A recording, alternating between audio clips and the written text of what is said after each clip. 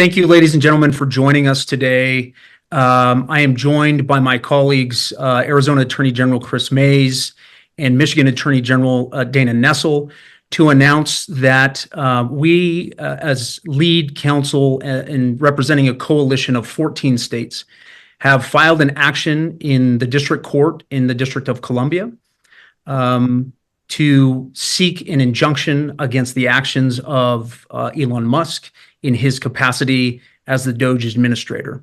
For the better part of 3 weeks, we have witnessed now a fundamental restructuring of our constitutional order and a violation of the rule of law. We have initiated this action in part because the things that we have seen and witnessed on the part of Mr. Musk fundamentally reshape our understanding of the limitations of the presidency. Simply put, the American people did not vote for chaos, they did not vote for disruption, and they did not vote for Elon Musk. The core of our argument is that this empowerment of Mr. Musk violates a core principle that is centered in the Appointments Clause of the United States Constitution, which guarantees the appropriate balance of power between the three branches of government. Specifically, in the creation of DOGE and the creation of that office, President Trump has sought to elevate an agency which was primarily responsible for the maintenance of government websites into effectively a department of everything, and placed at the head of that department an individual who has not been submitted to an inquiry and a vetting by the Senate and has not been subjected to the advice and consent clause of the United States Constitution. In doing so, Mr. Musk, by the authority conveyed to him by President Trump, is exceeding all boundaries of the proper scope of presidential power. And it goes to the core of something that has been a key concern of Americans throughout our history. Our constitutional order was founded in part to guard against the accumulation of state power in the hands of a single individual. And while that construction was first focused on the abuse of power of an 18th century monarch, it is no less dangerous in the hands of a 21st century tech tycoon. And for those reasons, we have joined together to take an important first step to push back against the unlawful authority that has been granted to Mr. Musk. And we hope that this action will enable the courts to truly evaluate the extent to which Mr. Musk has the operational authority and the constitutional authority to engage in this. We take this action not as members of a political party, but as the chief legal officers of our state who have sworn to uphold and protect the Constitution, including the core values that no one man is above the law and no one person should be granted the authority to dictate how the American government should function without first including the representative branches of our democracy. This is an important issue. It is a novel question for the courts to consider in this context, but we are in uncharted territories with the disregard that has been on display over the last several weeks. I'll stop there and turn it over now to my colleague Chris Mays for some thoughts. We will then hear from AG Nessel and open it up for your questions after that. Thank you. Thank you, Attorney General Torres, and thanks for everyone for being on with us today. The founding fathers of this country would be outraged that 250 years after our nation overthrew a king, the people of this country, many of whom have fought and died to protect our freedoms, are now subject to the whims of a single unelected billionaire. The actions of the Trump administration in the last 3 weeks can only be described as dictatorial and authoritarian. Every day, nearly every hour, there is some new action or executive order that makes a mockery of the rule of law and the Constitution itself. I want to be as direct and clear as I can be. There is an undemocratic administration in power, and they appear hell-bent on undoing 250 years of adherence to the rule of law in this nation. We are in an incredibly dangerous moment, and it is all the more dangerous if everyone does not understand what is happening. There is an ongoing coup against the Constitution of the United States happening as we speak. That is why the Democratic Attorneys General are once again stepping up to defend the rule of law in this nation and suing Elon Musk and Donald Trump for violating the Constitution. Just days ago, Elon Musk announced he had abruptly, quote, canceled $900 million in legally awarded funding at the Department of Education. He did this with no transparency and no metrics for why this funding had been canceled at apparently his discretion alone. Well, sorry, that's not how this works. Congress authorizes the work of federal agencies and allocates funding to them. The elected representatives of the people are supposed to exercise oversight to ensure that these agencies operate within the bounds of the law, serve the public interest, and are held accountable for how they use taxpayer dollars. But today, Congress is nowhere to be found. Donald Trump has grabbed the power of Congress and has handed it to an unelected billionaire. The richest man in the world is now running roughshod over the authority of federal agencies in violation of the rule of law and the Constitution. This is not how our system of government works. It is a blatant and egregious violation of the rule of law. Our democracy was built on the fundamental principle that no one is above the law and that there are three co-equal branches of government. We don't have kings in this country, and we don't have billionaire dictators. We have elected representatives that swear oaths to defend the Constitution. Allowing one individual to flout the law without consequences threatens our entire constitutional system. We cannot allow our democratic processes to be hijacked by immense wealth and privilege. Republicans hold majorities in the House and the Senate. They could pass the administration's policies through Congress and send President Trump legislation to sign. But they know that the American people don't support what is happening. They don't support eliminating the Department of Education. They don't support canceling funding for law enforcement and public safety, and they do not support canceling funding for health care. So instead, Donald Trump has decided the Constitution does not matter, and he has handed power to Elon Musk to do whatever he wants without accountability and without oversight and without the consent of the people. The way we make change in this country is through the law, either in the courts or in Congress. And when those processes are undermined, when the rule of law is ignored, manipulated, or twisted to serve the whims of an unelected billionaire, it is an assault on the very foundation of our democratic republic. We will not be the generation that lets the light of liberty go dark in America. We will not allow our constitutional form of government to devolve into dictatorship. And we will not let the world's richest man dictate the policies of the United States government without the consent of the people. Thank you. And now I'd like to turn it over to the Attorney General of Michigan, Dana Nessel.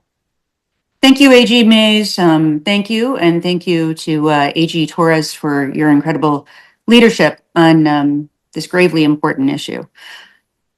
The concern surrounding Elon Musk and DOGE's overreach has been reverberating all through the state, all through the country. And one thing we can say is this: it impacts everyone, literally everyone. This issue is right now, by far, the largest and the most urgent concern of the individuals, Michiganders, who have been reaching out to my office, and their concern obviously is incredibly well placed.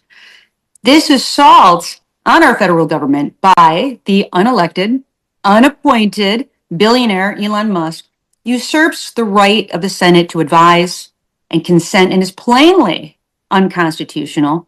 And it's the unconstitutional exercise of authority by Musk that is harming the residents of Michigan, and I would argue of all states. And that is why today we are asking this court to invalidate his directives and actions and to issue a restraining order barring Elon Musk and the so-called Department of Government Efficiency from exercising any governmental authority reserved for officers of the United States over any other agency in the executive branch of the federal government. This far-reaching and unauthorized intrusion metastasizing throughout the federal government has literally terrified our residents, and it's left them feeling hopeless and paralyzed to protect themselves, their personal information, critical funding, programming, and jobs that they depend upon. You know, when Trump was inaugurated just 3 weeks ago, I pledged to the people of the state of Michigan that if and when this administration engaged in conduct that was unlawful and caused harm to Michigan residents, that I would act. And I can think of few examples more egregious, really, in history than that has been exhibited by the conduct of Elon Musk and his DOGE associates. So we are seeking a temporary restraining order that immediately orders DOGE to halt all operations that provide them with access to personally identifying information or other confidential information, and to destroy any documents already procured that contain this type of information. Now, to date, I think it's been, 18, 19 federal agencies that have been infiltrated by Musk and his associates, some of them including the Centers for Medicare and Medicaid Services, Department of Treasury, Labor, Education, Energy, Defense, the Centers for Disease Control, and now reportedly, I read today, the Internal Revenue Service. The databases of these agencies were accessed without the necessary security clearances or best practices to ensure data security. And the data that Musk and his associates can now access, I mean, especially through the Department of Energy and Defense, presents significant national security risks, both through the nation's nuclear energy programs, as well as every detail of our Department of Defense that they're entrusted with, from the location of our troops to confidential plans for military responses around the globe to any number of foreseeable threats. And these aren't just my concerns. I mean, these are the concerns of thousands and thousands of Michiganders who have reached out to my office and pleaded with me to please take action. And as one of my constituents wrote, the handling of personal and sensitive data should always prioritize transparency and strict adherence to privacy laws to prevent any unauthorized access or misuse.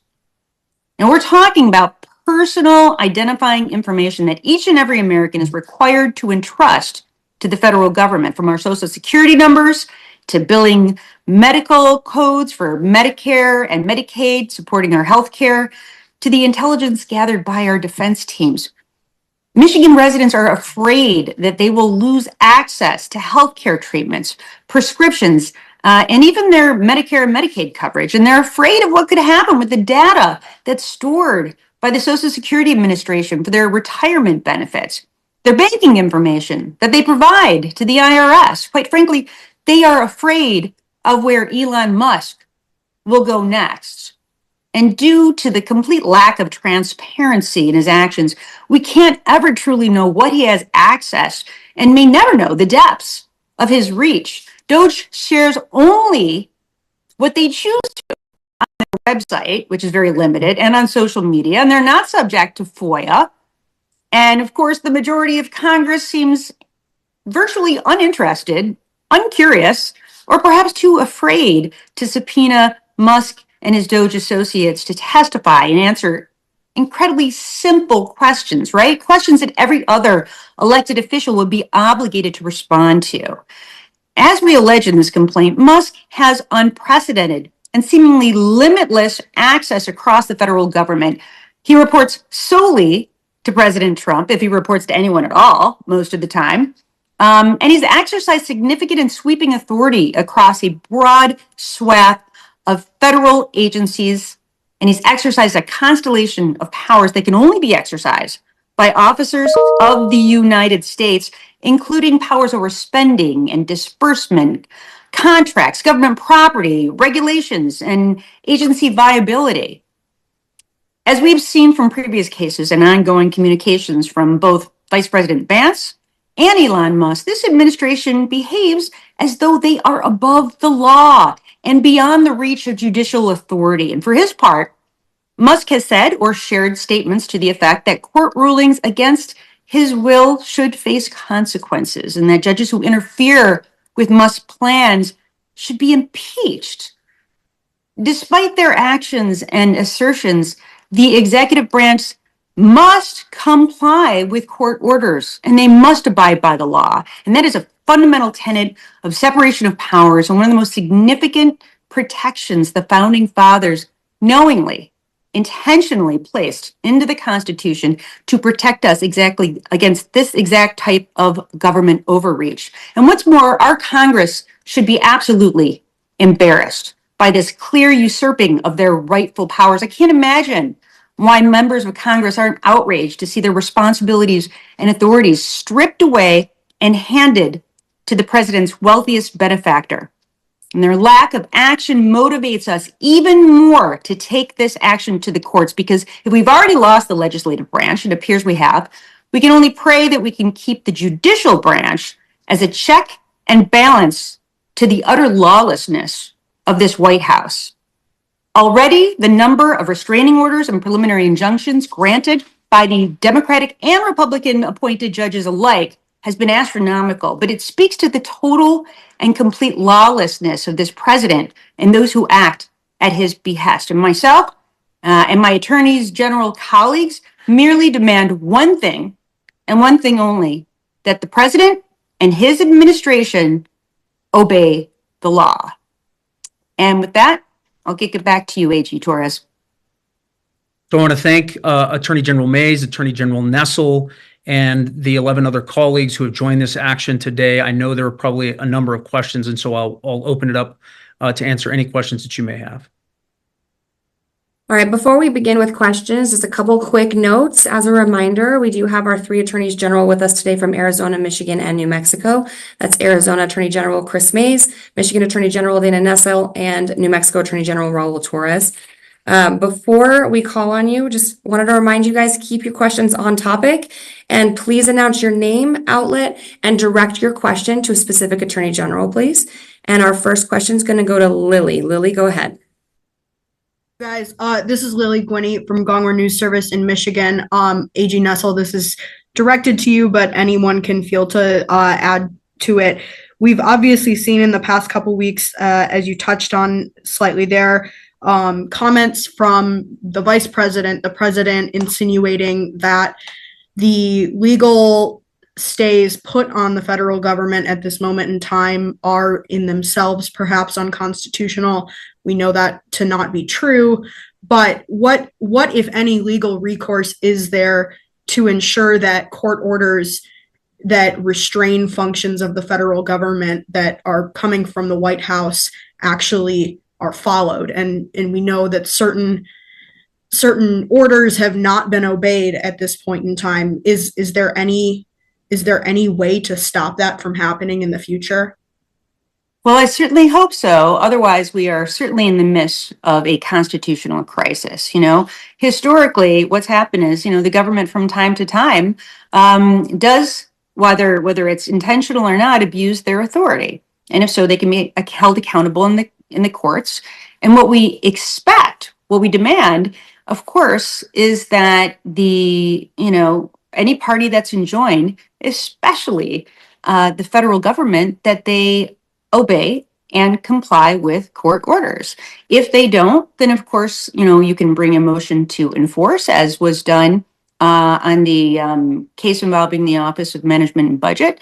And you can always show cause an individual who fails to comply with a court order. And generally what happens is they'll be asked to come into court, they'll be ordered to come into court and to explain their actions or their inactions. If there are allegations that that individual has not, in fact, complied with a court order. And if they refuse to come in, then, the U.S. Marshals generally are tasked with bringing that individual before the court, which we hope won't have to happen. But what my hope is on this case and on all the many other cases that have been filed where there have been temporary restraining orders in place or preliminary injunctions that have been granted, that the federal government will do what they've always done, which is to comply with the law. And I will say, for instance, I just saw recently on our NIH case, the National Institute of Health, which my colleagues, A.G. Mays and Torres and many others participated in that case.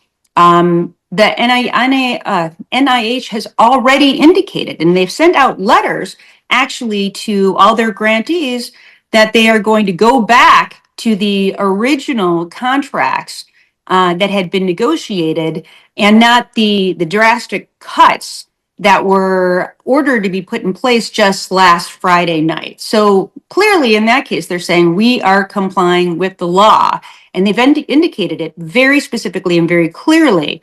So we're hoping that the same thing will happen on this case as well. All right, our next question is Beth LeBlanc. Can you please unmute yourself and ask your question? Hi, Beth LeBlanc with the Detroit News. Thank you for taking these questions. AG Nessel, my question is for you. Governor Whitmer has declined to join several of these multi-state suits against Trump and has generally given a more muted response to the Trump administration's actions than she did during his first term. Can you speak to some of the discussions your office has had with her about joining these suits, or comment in general on what it means that she hasn't joined these? Well, Beth, thank you for the question. But as you know, we are independently elected office holders. And, Governor Whitmer has her agenda and the things that are important to her. As for me, I ran on this in 2018 that I would hold accountable the federal government if or when they, committed trespasses against the people of the state of Michigan, and they violated the law. And in doing so, they injured the residents of the state of Michigan. That was my vow then, and it continues to be my vow. And I took an oath to uphold and defend the Constitution of the state of Michigan and the Constitution of the United States of America. And this case today, this is me upholding my oath of office. So candidly, I don't tell the governor what to do in her job. She doesn't tell me what to do in my job. This is something that I committed to the people of the state of Michigan when they voted for me the first time and the second time that I would do. And so it's me keeping my promise. All right, our next question, Karen Tumulty. Please unmute yourself. Again, thank you so much for all of this. Could you go back through a little bit of the logistics here? How many states are joining you, where you are filing this, and sort of the many actions we've seen of Musk and the DOGE? Was there like something in particular that kind of triggered this? So Karen, let me start by saying we at last count have a coalition of 14 states that have joined this action today. And it is in a part of a whole range of legal actions that have already been taken by the AGs present here, but others who are not present on this call. And what I think prompted this particular approach to Elon Musk and the chaos and disruption that we have seen, the cancellation of contracts, the unilateral decisions that he has taken in shaping policy and frankly overriding the will of elected representatives in Congress. We came to the conclusion that we needed to take a comprehensive approach to him as an individual and to his role in the administration. As you know, the executive order that created DOGE was actually limited to a certain extent and placed him in charge of a small office within the executive branch that previously had been responsible for maintaining the IT infrastructure and the websites inside the federal government. But it became apparent relatively quickly that he was accessing information in the Treasury Department and in USAID, and the Department of Education. And with each passing day, there was, in our view, a new violation, a new betrayal of trust with the American people, and a new example of the disregard that he has for our process, for the American government. And I think part of that is rooted in this culture where he comes from of move fast and break things, right? Move fast and breaking things may work in Silicon Valley for a tech company. It's not good governance and it's unconstitutional. And it became apparent to us that we needed to take a comprehensive approach to stop this activity. And fundamentally, as AG Mays highlighted earlier, force the president to use his power in the way it was intended.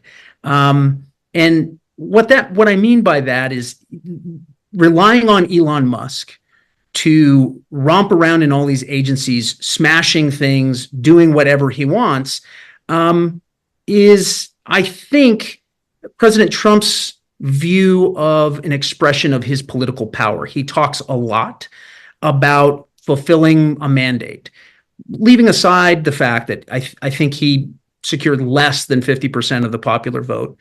The actions of DOGE, the actions of Elon Musk, represent the president's political weakness, not his strength.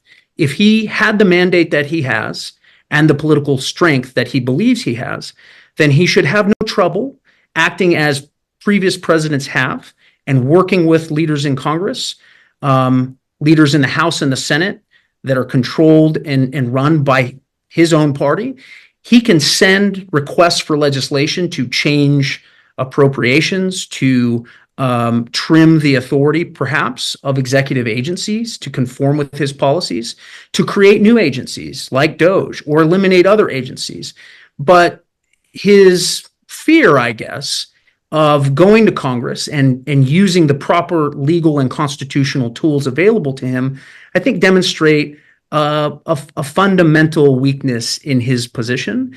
And I think it is masked as a form of strength by unleashing Elon Musk on the American government and the American people. But if he has the kind of strength that he believes he has, he shouldn't have no problem advancing his agenda through Congress, which is the proper, an appropriate, and constitutional way to affect change in this country. If I could just add to that, I think it's, as you will see when you read through the complaint, our complaint is predicated on the appointments clause. And I think it's really important to go back in history and understand, and we talk about this in the complaint, why our founding fathers created the appointments clause. They were worried about tyranny and a king-like figure in the presidency who could come in and unilaterally create positions and then fill those positions with his own people. And so they created the appointments clause that said that Congress must create positions of this level of importance that Elon Musk has obviously taken on, and that they must advise and consent to these positions. So I think it's important to remember that this is about separation of powers, as my colleagues have talked about, and the appointments clause in the Constitution, which was designed to buttress the separation of powers and guard against a tyrannical figure in the presidency. All right, we're getting close to the end of today's press conference. I'm going to say we have Yvonne first, and then after that, Evans, McMorris, Santoro. Yvonne, can you unmute yourself, please? Be sure to announce your outlet. Hi, thanks for doing this. Yvonne Winget Sanchez with the Washington Post. You have a large swath of Americans, millions of Americans who are going to view your actions today as politically driven and noise, along with a lot of other noise that is happening. And I guess my question to whoever wants to take it is, what is your message to these Americans who may view your actions as political and, politically driven? Could I just really quickly say, Yvonne, look, I think Dana pointed this out earlier. Our offices actually, quite to the contrary of the premise of your question, our offices have been inundated with people who are angry about what Elon Musk is doing, especially with regard to his and DOGE's access to their personal data and other information that they are clearly getting access to inside of this, of all of these agencies. And the phone calls, Yvonne, to my office are across the board opposed to what Musk is doing and span the political spectrum. Can I follow up? Firstly, I'm going to say this on behalf of myself, and I think it's true for AG Mays and Torres and all of our colleagues that joined in this lawsuit. There is no individual, even the most strident Democrat in the United States, had a Democratic president allowed a person to behave in this manner, we would bring this exact same lawsuit because we are so horrified at the flagrant violation of the United States Constitution and, of course, the unprecedented access that one person has to all of this information, a person, by the way, who has, incredible conflicts of interest and who has never been vetted and never been provided with a security clearance in order to access this information. Let me say this, I was thinking about it in regard to my department, right? Just the state of Michigan, just the Department of Attorney General in the state of Michigan. Even an entry-level secretary has to go through more intensive vetting than Elon Musk or any of his staffers at DOGE, right? You have to go through a background check.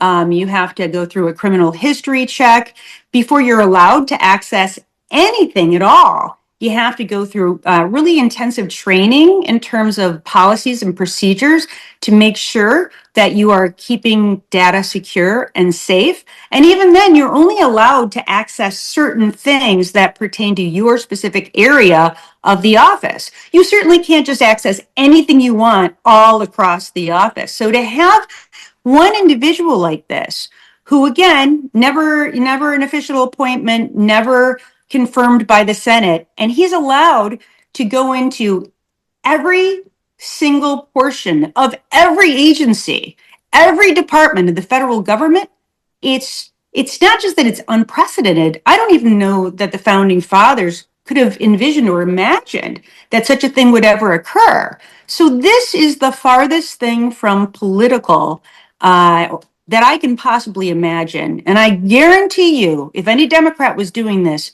we would have filed this exact same lawsuit. All right, Evans, and then our last question will be Jack Queen. Go ahead, Evans. Yeah, hi, Evan McMorris Santoro from Notice. Just a couple questions. Number one, what would happen to Mr. Musk if you win this injunction? Would he be barred from coming to work or barred from doing the work that he's doing?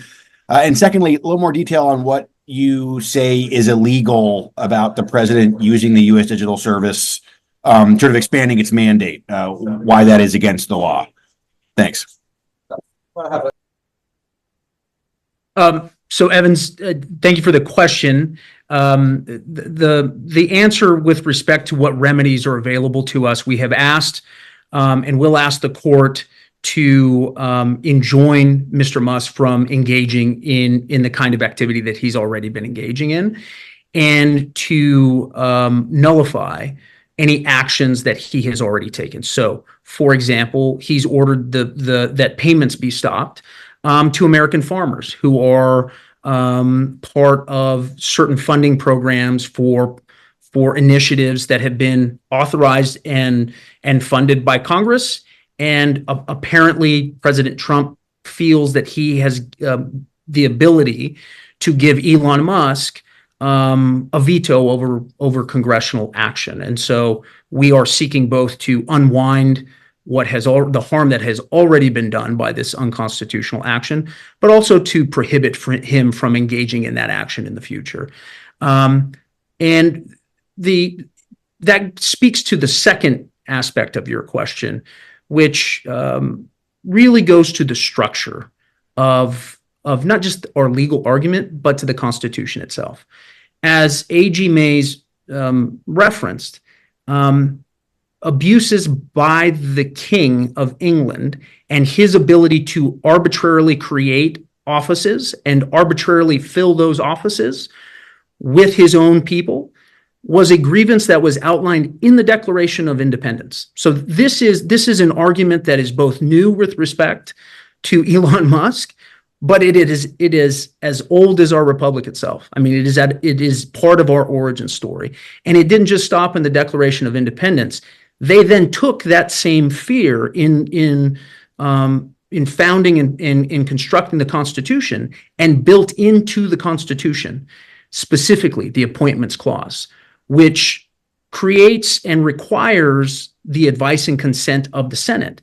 But it also clearly delineates that only Congress can create these departments, and then Congress must have a role in appointing and vetting and approving the individuals who are selected and vetted to do that. And the irony is that we have this parallel process where cabinet secretaries who I guess think they are actually in charge, submitting themselves to the formal constitutional requirements of their offices, and then they show up and they find out that the real boss inside these agencies is Elon Musk, because fundamentally neither he nor the president understand Article 2 of the American Constitution.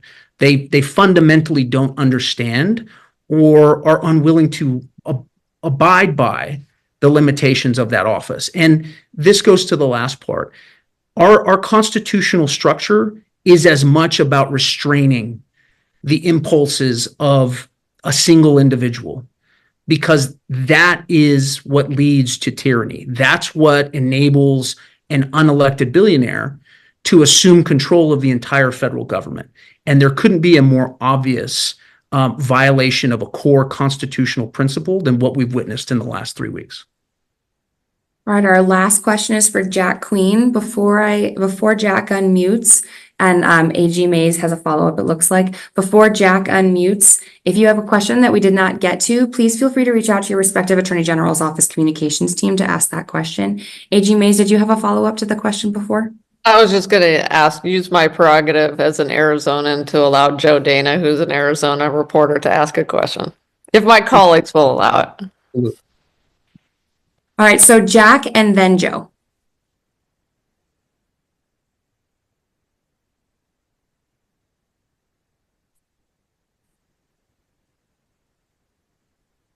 Jack McQueen. Jack Queen.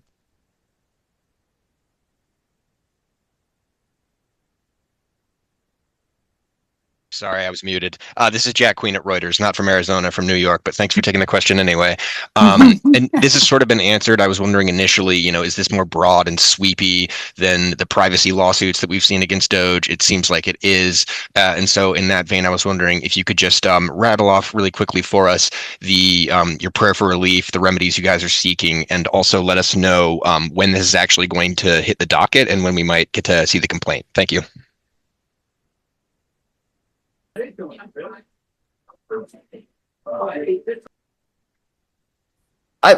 think AG Torres kind of covered that, Jack, but it does cover, all of the agencies, all of the federal agencies, and certainly the 18 or so that he has already infiltrated, and would prevent him from engaging in the activities that he has been engaging in. This is on page 56 of the complaint once it hits the docket.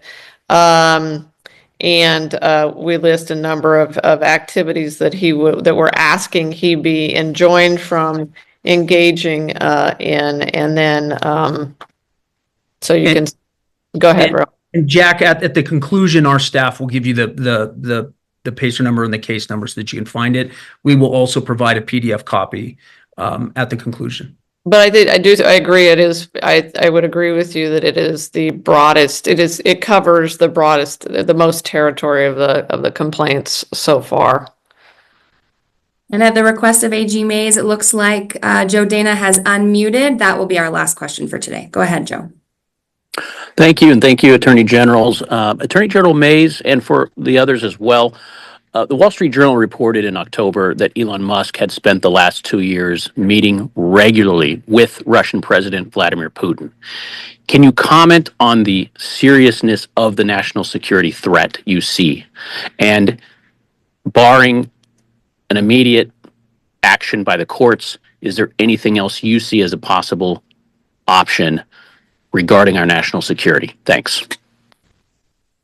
Yeah, Joe, thanks for that question. I mean, it's an incredibly important and concerning question. And, it's one of the reasons, obviously, we are going to be seeking a TRO, a temporary restraining order. In this case, we think that this activity by Elon Musk, who has been elected by no one, who is violating the appointments clause of the United States Constitution, has not been confirmed or vetted by the United States Congress, needs to be stopped immediately.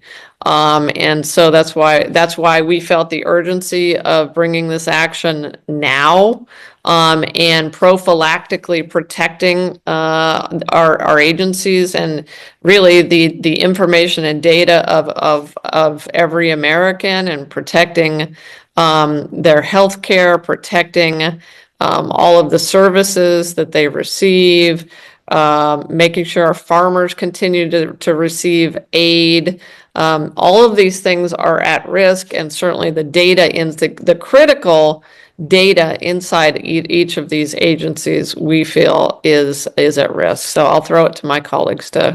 I will follow up on that too, because this is a critically important question for New Mexico. As you know, this is New Mexico is the birthplace of the atomic weapon. We have two highly secured installations here, Sandia National Labs and Los Alamos National Labs, both of which are supervised by the Department of Energy. And we know that DOGE, under Musk's supervision, has gained access to certain systems. Now, because we don't yet have clarity on what level of access he's been granted, or whether or not security protocols that are required of all government officials are active and in place, I have very serious concerns about both the security of information that is being accessed, the way in which that information and data has been shared. We have reports that data has been shared outside of the agencies, and in certain instances has been processed by potentially artificial intelligence applications outside of a secure space. As a former federal prosecutor who worked at Maine Justice and had to handle certain issues with that were classified in nature, I am familiar with the way in which every government official is required to handle sensitive materials and classified materials. I have no faith and confidence that not only Elon Musk, but the 19 or 20 or 21-year-old interns that were working at Twitter or SpaceX last week, who are suddenly showing up with carte blanche access to the nation's most sensitive materials. I have zero confidence that those materials are safe and secure. I think it poses a direct threat to our national security.